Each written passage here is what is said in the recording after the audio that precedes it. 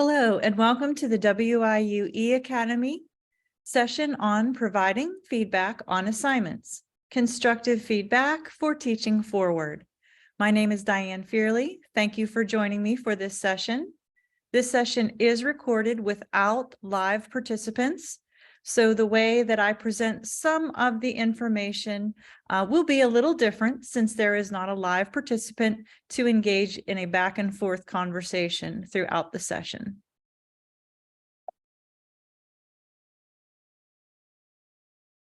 I'd like to begin by just asking you to consider your own working definition of feedback in general.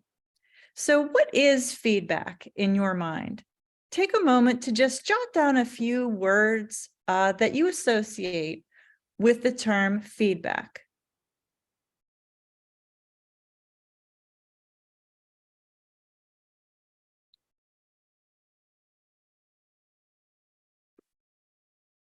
So according to Wiggins, feedback is information about how we are doing in our efforts to reach a goal. So whether we're a tennis player, a violinist, or we are working on an essay and we're asking our instructor for feedback, feedback is the information that we receive from another person while we are in an effort to reach some type of goal. For our session today, our objective is to think deeply about feedback in relation to our students, whether they're online or in the classroom. The feedback we provide is extremely important to the learning process.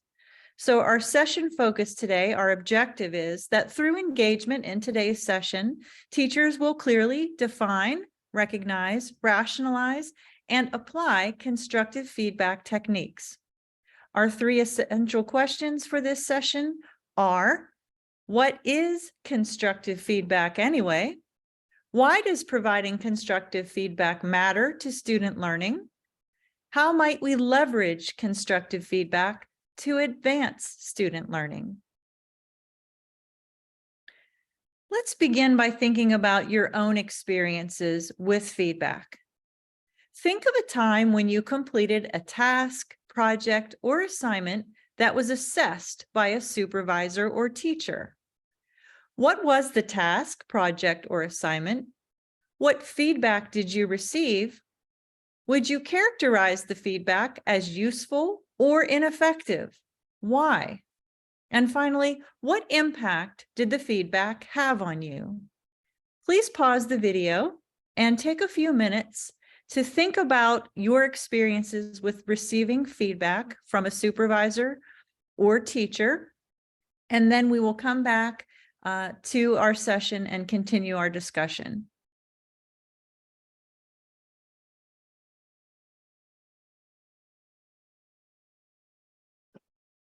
Welcome back. So in thinking about your experience, perhaps you will have some parallels with the example I'm about to provide. In a live session that I held previously, one of the participants shared an experience of being a new teacher in an elementary school and being observed by the building principal. So this was for a math lesson, and the teacher was relatively new at teaching math in general. So she was very nervous, in addition to the fact of being a new teacher to the building and having very little experience in interacting with this principal. So during the lesson, the teacher felt as though some of the activities within her lesson did not go as well as she would have liked. The students didn't engage in the way that she likes. There were some behaviors that perhaps distracted from the lesson itself. And she was not feeling very confident about how the lesson went. On the way out the door, the building principal said, "Good job," and left, and didn't provide her with any kind of written note or any suggested time they get together to talk about the lesson. In fact, when she received the formal feedback from the principal, things were just presented in like a checklist form that things were satisfactory, and that same good job was written at the bottom of the evaluation. And she felt in her mind and heart that the lesson needed improved. It should have gone better.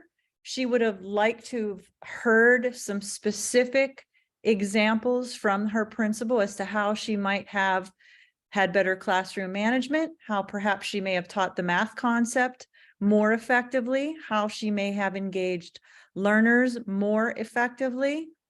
And instead, she was left feeling as though the principal didn't really care as much as he could, or wasn't invested in her development as a teacher to take the time to provide the feedback. So in this example, the feedback was not useful. It was quite ineffective. And the reason was it didn't help her grow as a teacher. And as a result of that, she was missing an opportunity to interact with a mentor, a building principal, so that her own practice could improve, which would, of course, then impact student learning as well. So perhaps you heard some parallels in this example, or you may have had a completely different example in relation to feedback.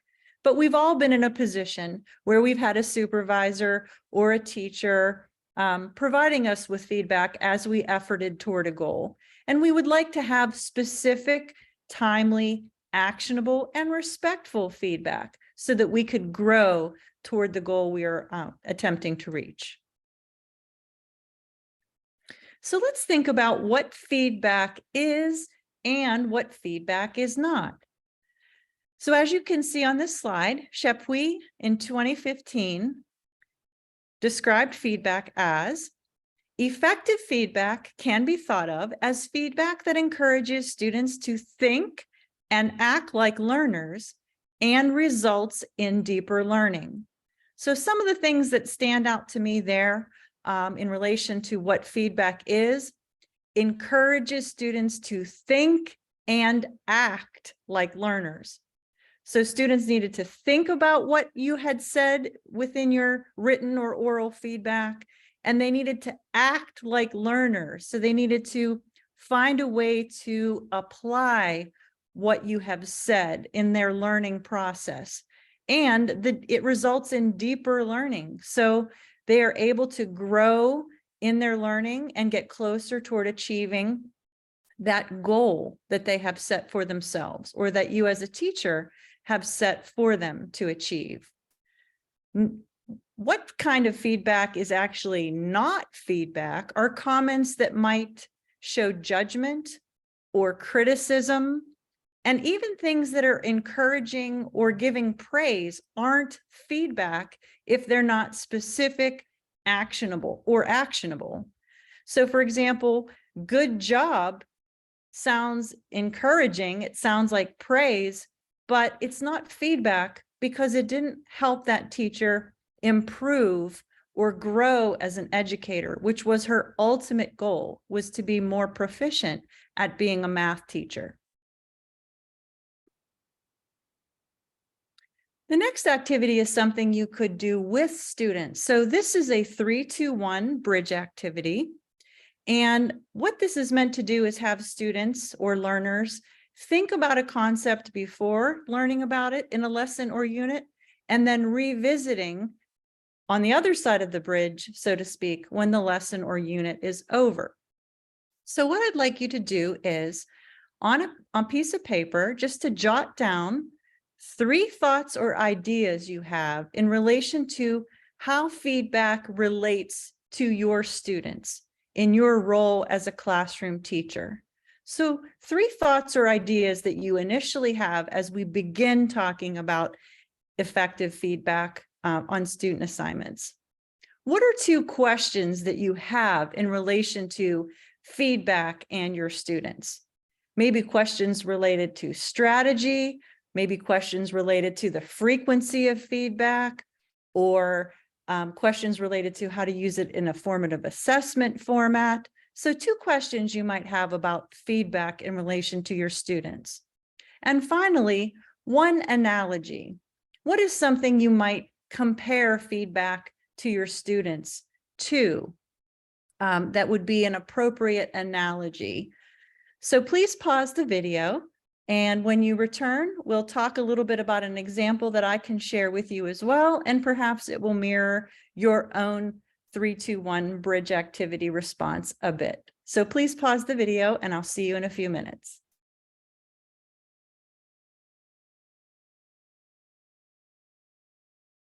Welcome back. So hopefully the 3-2-1 bridge activity helped you to think a bit about feedback and your students in your classroom. I'll share an example of an analogy in particular that might have been the part that was a little harder to kind of wrap your head around in relation to feedback and your students. So in an earlier session, a participant said, feedback is to students as gasoline is to a car. I thought that was a great analogy because when you think about the feedback we provide to students on their assignments, it's really like we're filling up their tank with gasoline. We're giving them fuel so that they can move forward in their learning, like a car will move forward after having its tank filled with gasoline. So let's kind of think about that as we're going forward, how we're providing fuel for our students in their learning when we give constructive feedback.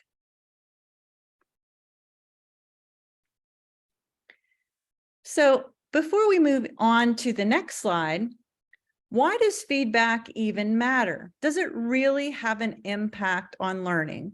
In other words, could just a series of activities or assignments move students forward in providing them an opportunity to master information or to reach a certain goal that could be achieved without the provision of impactful teacher feedback? Well, research shows that feedback from teachers to students is extremely relevant to their success at achieving mastery of concepts, reaching a certain academic goal.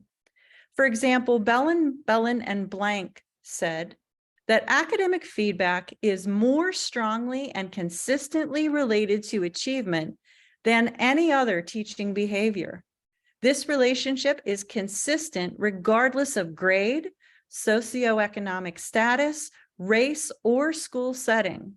When feedback and corrective procedures are used, most students can attain the same level of achievement as the top 20% of students.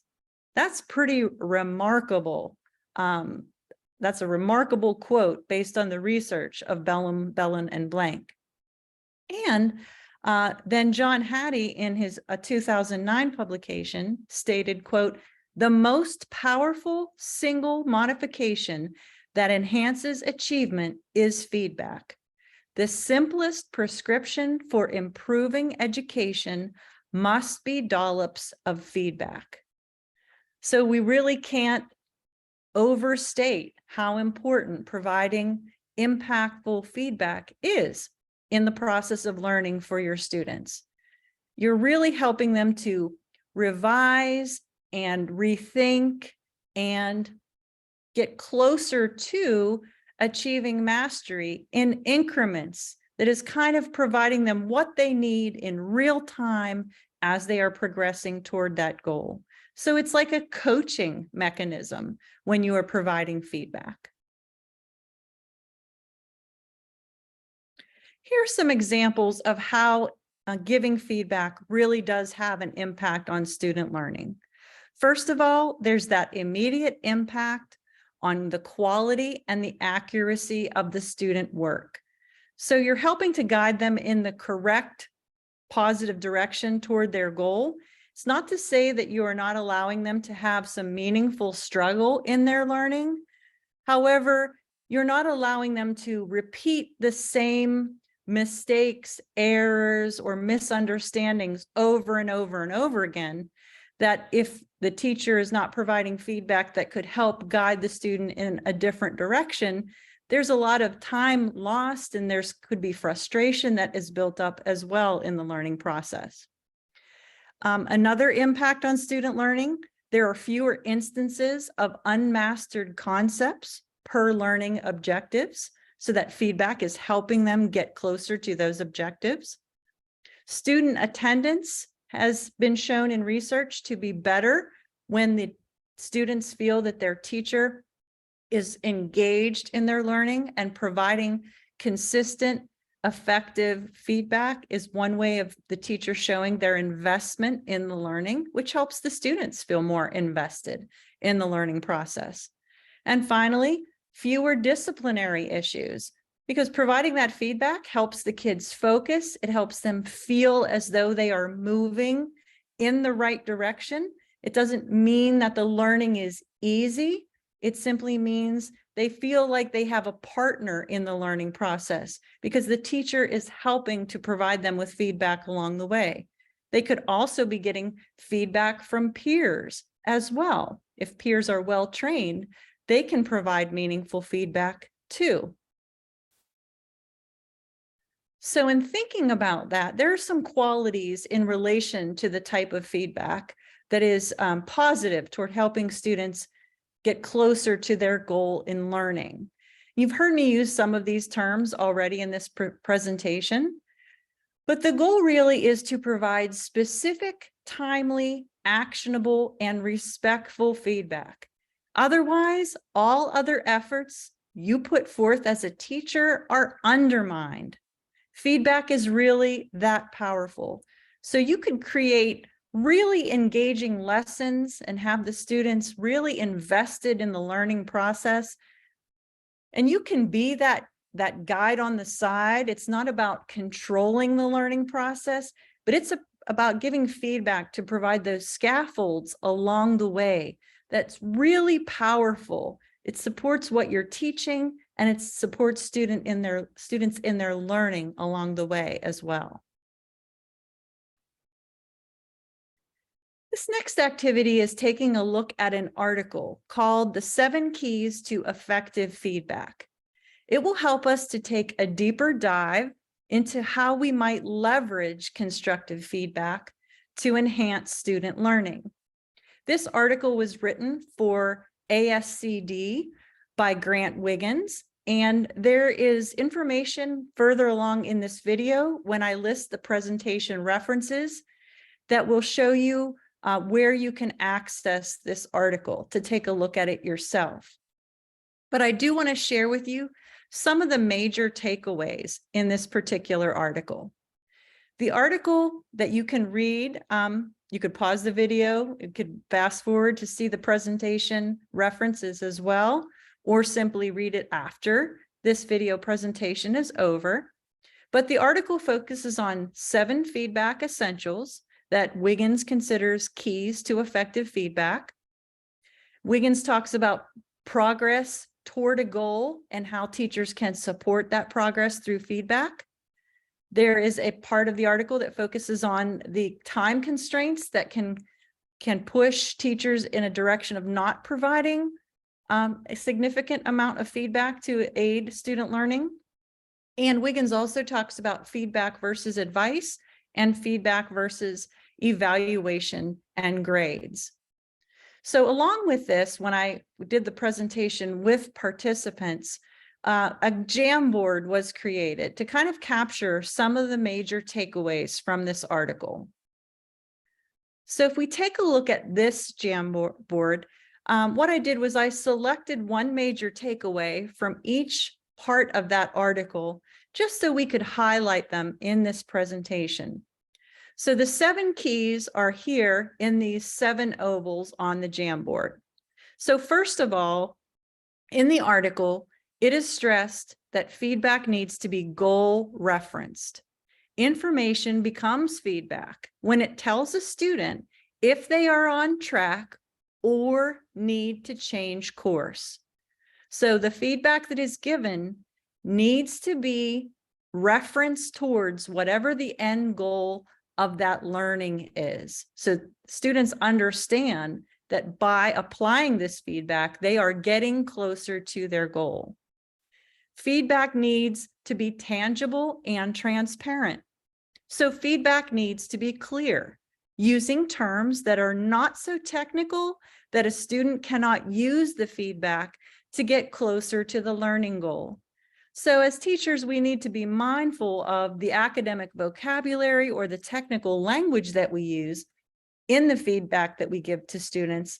Otherwise, the feedback isn't accessible to the student, and it's really then not actionable either toward helping them reach their learning goal. Along those same lines, effective feedback should be user-friendly. Feedback should be written in accessible terms and limited to the actionable direction that can have the most impact in getting to the goal. Remembering that less is more.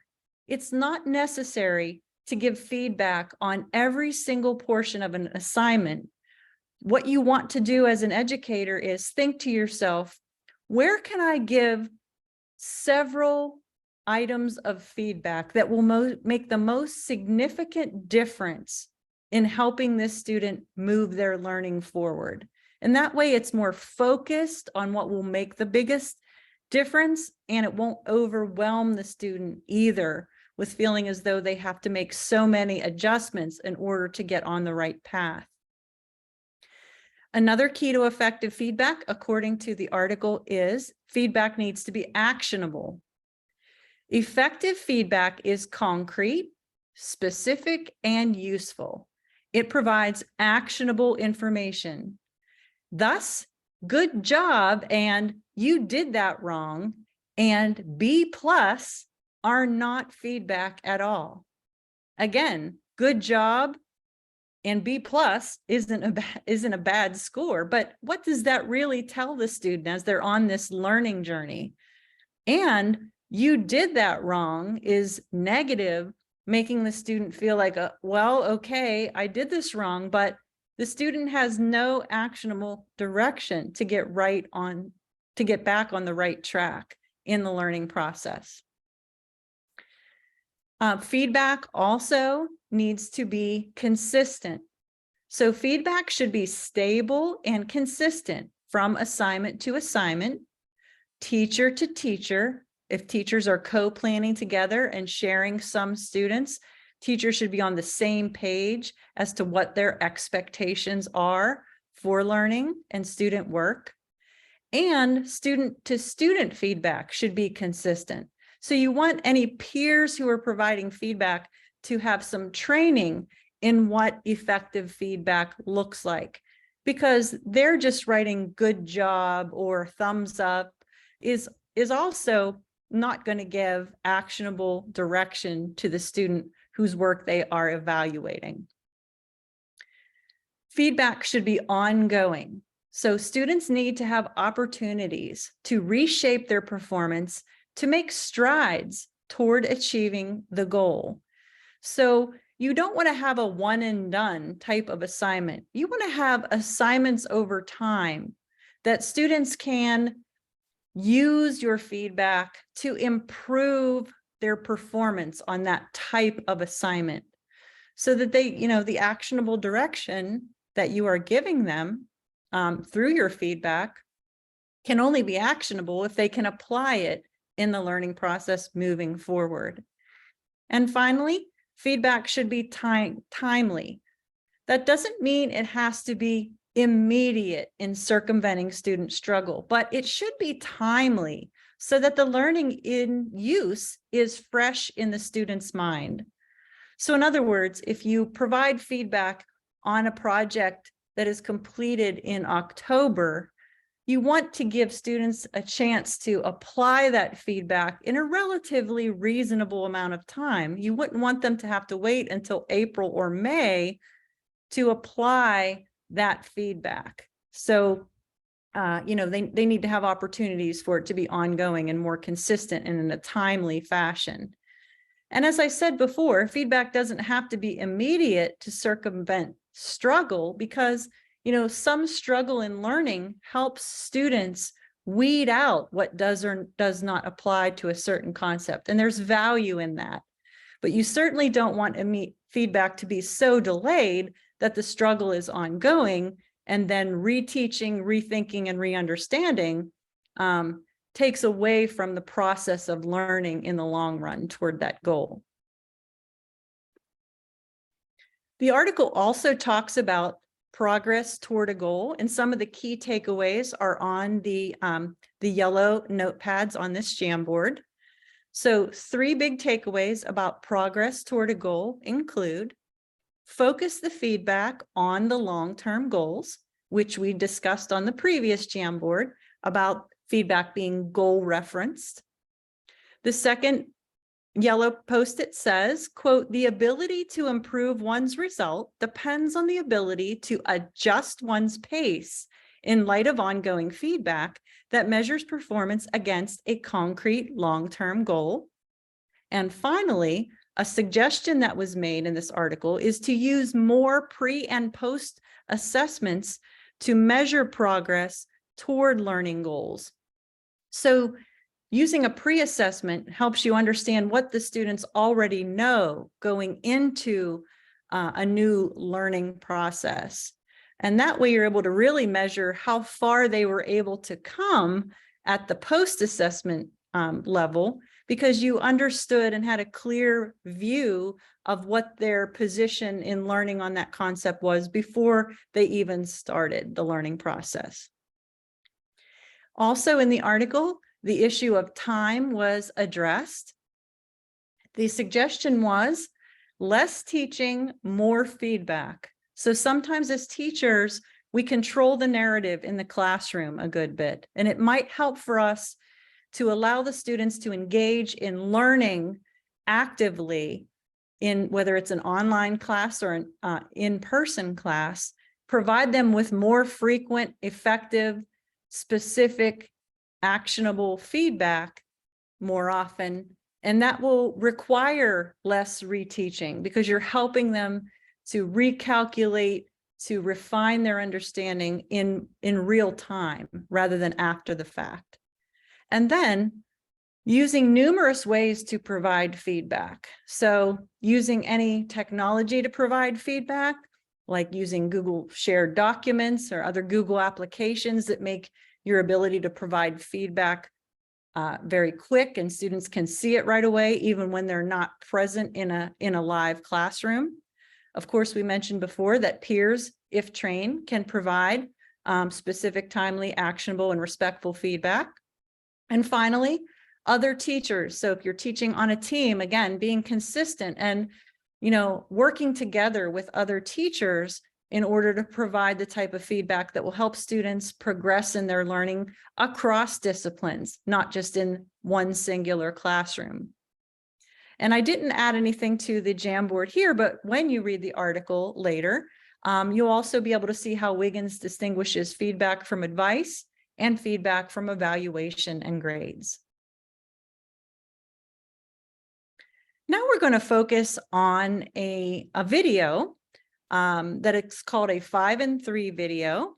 It's from Creative Commons. So it's a video that I'm able to share with you in this forum because it's a fair use, agreeable video.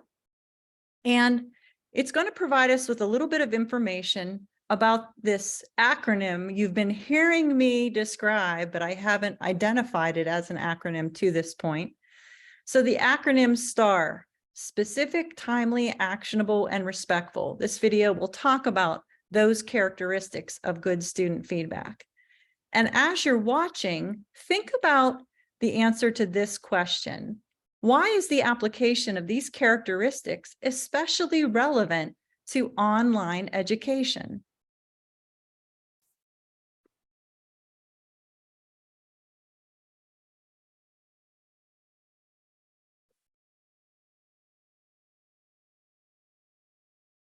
Watson, and I'm an educational developer in open learning and education support at the University of Guelph. You're watching the first in a series of videos that we're calling 5 and 3. What does this mean? Over the next 3 minutes or so, I'm going to give you 5 strategies or suggestions related to the topic of giving good feedback to students. While future 5 and 3 videos will change subjects, you'll always get 5 or so suggestions or strategies within 3 or so minutes related to teaching and learning in higher education. It's my objective in the next 3 minutes to get you thinking about what constitutes good feedback. By the end of the next 3 minutes, you should be able to describe 4 different qualities and strategies that can be incorporated into the feedback you provide students. Why care? Incorporating these qualities will improve the quality of feedback you provide and ultimately the quality of students' own learning. So let's get started. When I'm talking about giving good feedback, what I'm talking about is the kind of feedback that can improve student learning. Truth is, we get feedback all the time in many different situations. What I'd like you to do is think back to a situation where you received good feedback. I'll give you a moment here to think of something before I carry on.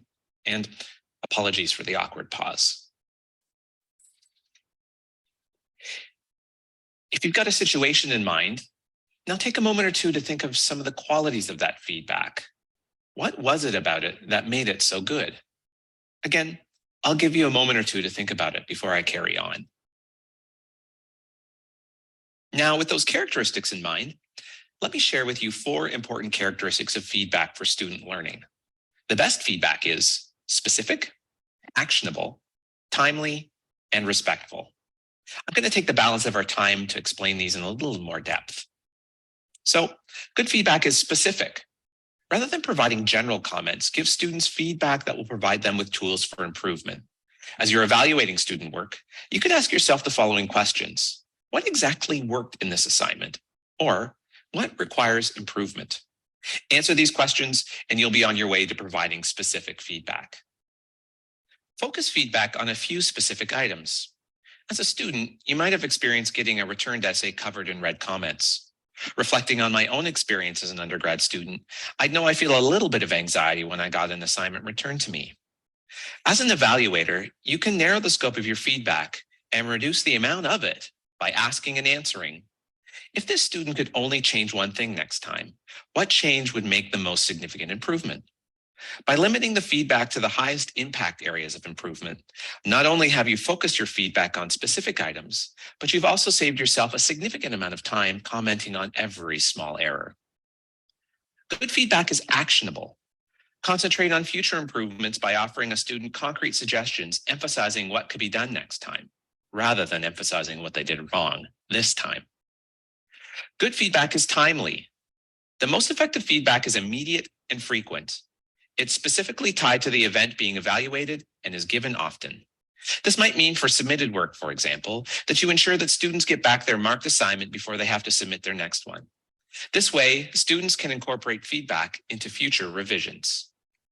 Finally, good feedback is respectful. Make an effort to look for the good. Now, this doesn't mean giving unnecessarily general feedback simply for the sake of giving positive feedback, but it does mean that as the evaluator, you should be able to communicate at least one concrete thing that a student did well in a particular assignment. Respectful feedback is also non-judgmental of the person doing the work. For example, you can communicate deficits in work by using I statements. So rather than saying, you did not demonstrate the relationship between X and Y, you could turn this into an I statement by saying, I did not understand the relationship between X and Y. There you have it. 4 key characteristics of good feedback. Remember that the best feedback is respectful, timely, actionable, and specific. If you can incorporate these characteristics into your next round of marking, not only will you save yourself time, but your students will have a clear idea of how to improve the next time they submit work. If you're interested in further resources related to providing student feedback, you'll find some suggested links for reading here. Thanks for listening and watching. If you found the video useful, give us a thumbs up. And if you have questions, feel free to ask them in the comments below. So hopefully you found that video helpful. It really does do a good job of capturing specific, timely, actionable, and respectful feedback, providing some good examples and more clarification that adds to, I hope, what I've been doing throughout this presentation and helping you understand what effective feedback should look like. Now, as far as why applying these characteristics is especially relevant to online education, take a moment to think about how you would answer that question.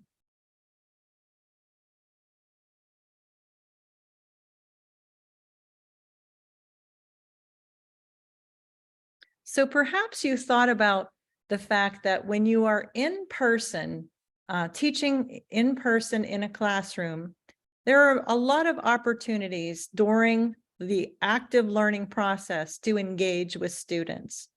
You're walking around, you're providing feedback, in the process of the creation of a project or in the writing of an essay. And you're able to have that engagement right in the learning process with your student. When you're teaching asynchronously, students are often completing the work apart from you. And so you are looking at their work to provide feedback after the fact. So there's not an opportunity for you to have a back and forth dialogue in real time as you're able to do in the classroom. So it's especially relevant, in my opinion, that your feedback be specific, timely, actionable, and respectful, because they're not hearing their tone of voice in real time. They're not seeing the expression on your face in real time, and they're not able to ask clarifying questions in real time. So it's important when we phrase our feedback that we're very clear and we use the STAR acronym for having those good characteristics of student feedback. It's also worth mentioning that when you provide student feedback in an online forum, parents are also taking a look at the feedback as well as the students. So if parents are there in support of their student and helping them learn in your online course, you would want the parents to be able to also understand the specific, timely, actionable, and respectful feedback that you are providing for their student.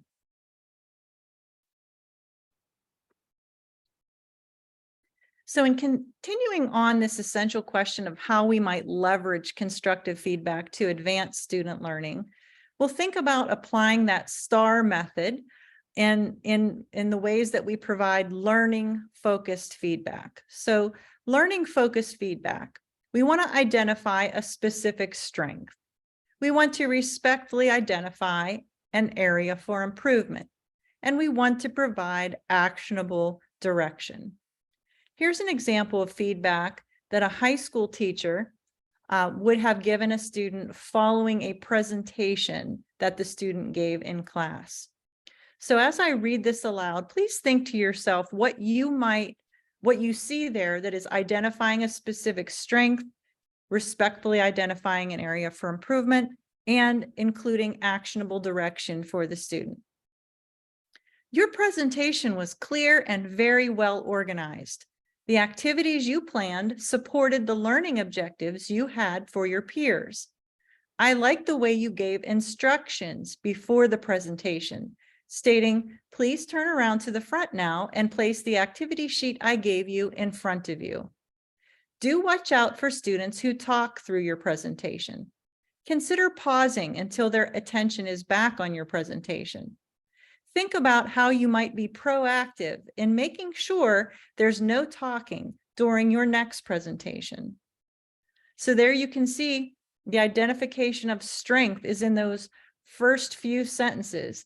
Clear, well organized.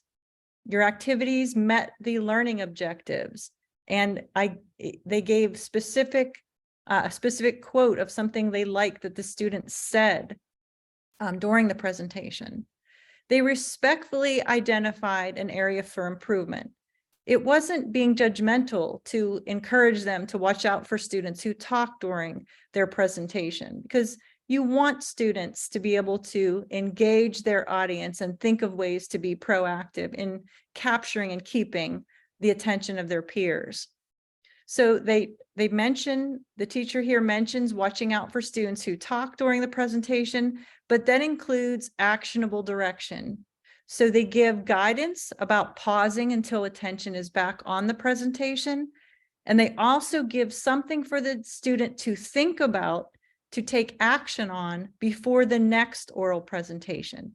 And that's, how could you be proactive? What is something you could do ahead of time to make sure that there's not an issue of students talking during your next presentation?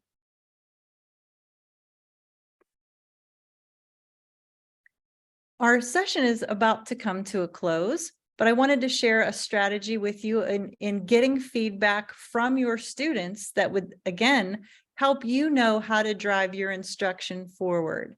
And this is called Sunshine and Blues.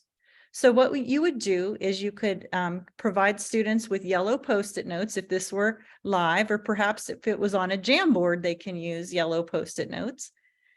And you would want them to talk about the positives that they learned throughout the lesson or the unit. What are their big takeaways that really will make a difference to them in meeting their long-term goal?